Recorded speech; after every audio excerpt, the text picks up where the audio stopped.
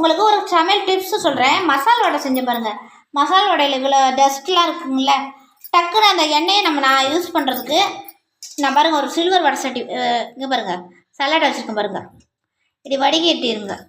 நான் ஃப்ரீ டைமில் டக்குன்னு பாருங்கள் நான் நைட் வேலை வடிகட்டிட்டேன். நான் ஆயிலுக்குன்னே இந்தமாதிரி சலாடை போட்டு வச்சுருக்கேன். இது ஒரு சமையல் டிப்ஸு தான். அப்படியே யூஸ் பண்ண திருப்பி அந்த பூரா எண்ணெயில் தான் இங்கே பாருங்கள்.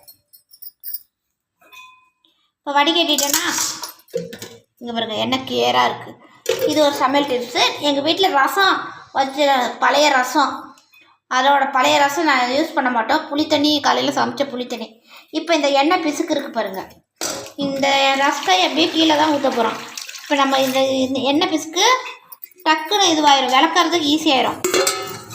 நல்லா ஊறிடுச்சுங்களா, ஊறினோடனே கலையில உடனே இதை கொஞ்சம் ஒரு இதுமாரி பண்ணிவிட்டு விளக்குனோம்னா அந்த எண்ணெய் பிசுக்கு பூரா பாருங்கள் மிதக்குது பாருங்கள். நல்லா தெரிஞ்சு பாருங்கள். புளிக்கும் ரசத்துக்கும் ரொம்ப இது வேஸ்ட்டான பொருள் தான் மெயின். புளியை ஊற்றி கூட இதுமாதிரி செய்யலாம்.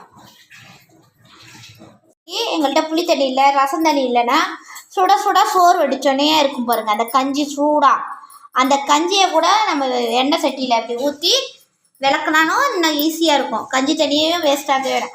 அந்த ஹீட்லேயே அந்த கஞ்சி தண்ணி சூடாக இருக்கும். ஊற்றி விளக்கணும்னா நமக்கு ஈஸியாகிடும். ஒரு வடை சுட்டோம்னா நம்ம பூரி சுட்டாலும் அந்த வடை சட்டி விளக்கவே நமக்கு ரொம்ப சிரமமாக இருக்குன்னு சொல்லுவோம். சிம்பிளாக இது இந்த டிப்ஸு. கஞ்சி தண்ணியில் கூட வடை சட்டி விளக்கலாம், புளி தண்ணி இந்த ரசம் இந்த மாதிரிலையும் விளக்கலாம். மணி பாருங்கள் கரெக்டாக 9:30 மணி ஆச்சு.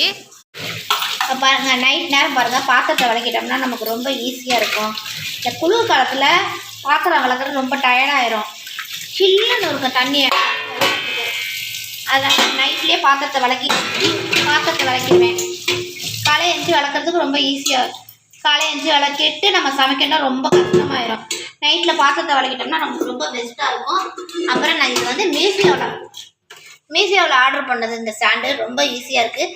தண்ணி நல்லா வடிஞ்சிடும். இந்த பாருங்க நான் பாத்திரத்தை விளக்கிட்டு இப்படி பண்ணால் தண்ணி நீட்டாக வடிஞ்சிடும். ஏன்னா அழகாக இருக்கும். இதுதான் எங்களுடைய பாத்திர ஸ்டாண்டு. சோப்பு ஸ்டாண்டே பாருங்கள். நான் பாத்திர ஸ்டாண்டுக்கு அழகாக இது சோப்பு எது யூஸ் பண்ணியிருக்கேன். இது பிடிச்சிருக்கான்னு சொல்லுங்கள். இதுமாதிரி நைட்டில் பாத்திரத்தை விளக்கிடுங்க பெஸ்ட்டு. உங்களுக்கு காலையில் எழுந்து ஈஸியாக. இந்த வீடியோ பிடிச்சின்னா லைக் பண்ணுங்கள், ஷேர் பண்ணுங்கள், கமெண்ட் பண்ணுங்கள். பாருங்கள் நல்லா கழுவிட்டேன், க்ளீனாக வேலை முடிச்சு சாண்டில் வச்சாச்சு. இந்த சோப்பு இங்கே வச்சிட்டோம்னா அந்த உப்பு பூத்த பார்க்காமல் இருக்கும். இங்கே வச்சுருவோம் பாருங்கள்.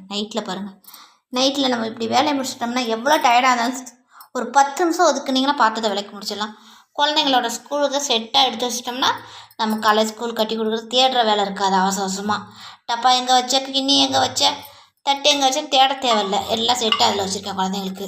நான் டீ போடுற முதற்கொண்டு இங்கே எடுத்து ரெடியாக வச்சுருக்கேன். காலையில் எழுந்திரிச்சோடனே பாருங்கள் கிச்சன் வேலை க்ளீனாக முடிஞ்சிருச்சு. அரிசி ஈரப்படாத பாத்திரத்தை எடுத்து வச்சா சுண்டல் மூடி வச்சுட்டு நாளைக்கு சமையல் பிளான். இந்த வீடியோ பிடிச்சிருந்தா லைக் பண்ணுங்கள், ஷேர் பண்ணுங்கள், கமெண்ட் பண்ணுங்கள். க்ளீனாக இருக்குது பாருங்கள். பாத்திரம் விளக்கியாச்சு, எல்லாம் எடுத்து வச்சு என்ச்சனே டீ போட்டு கொடுக்கணும். ஏன்னா குளிர் காலத்தில் பொறுத்த வரைக்கும் நான் டீ போட்டு கொடுப்பேன். சுண்டலை மூடி வச்சுருக்க பாருங்கள். எதுவுமே தட்டு போட்டு மூடி வைக்கணும். எப்பயுமே அடுப்பை வந்து வெறும் அடுப்பாக வைக்கக்கூடாது. கிச்சனை பொறுத்த வரைக்கும் பிறகு நான் கொஞ்சம் சாதத்தை போட்டு தண்ணி ஊற்றி வச்சுருக்கேன். சும்மா அட்லீஸ்ட் கொஞ்சோடு கிண்ணியில் கூட சாதத்தை போடுங்க. வெறும் அடுப்பு வைக்கிறீங்க. தோசை கல்லை தூக்கி அடுப்பு மேடையில் வச்சுட்டேன். எப்பயுமே அடுப்பு ஃப்ரீயாக இருக்கக்கூடாது. ஏதாச்சும் பாத்திரம் இருக்கணும் நைட் நேரத்தில். பாருங்கள் பாத்திரத்தை பூரா விளக்கி வச்சுட்டேன். ஸ்கூல் பாத்திரம் தனியாக. அப்போ தான் பிள்ளைங்களுக்கு எடுத்து கொடுக்குறதுக்கு ஈஸியாக இருக்கும் குழந்தைங்களுக்கு. இங்கே பாருங்கள் நான் நைட்டே சுண்டல் ஊற வச்சுட்டேன். நாளைக்கு சமைக்கிறதுக்கு பிளான் பண்ணிவிட்டேன். சுண்டல் அப்படியே கிரேவி மாரி பண்ணி பிள்ளைங்களுக்கு சாதம் கொடுக்கலான்ட்டு. ஈரமாக இல்லாத பாத்திரத்தில் நான் எப்போ எவ்வளோ சமைப்போனோ அந்த அளவுக்கு அரிசி எடுத்து வச்சுருக்கேன் பாருங்கள். நைட்டே பிளான் பண்ணி எடுத்து வச்சுட்டேன். காலை எழுந்தோடனே தண்ணி ஊற்றிடுவேன் அரிசியில். சுண்டல் ஊற வச்சுட்டேன். 1/4 கிலோ சுண்டல் ஊற வச்சுருக்கேன் நைட்டே.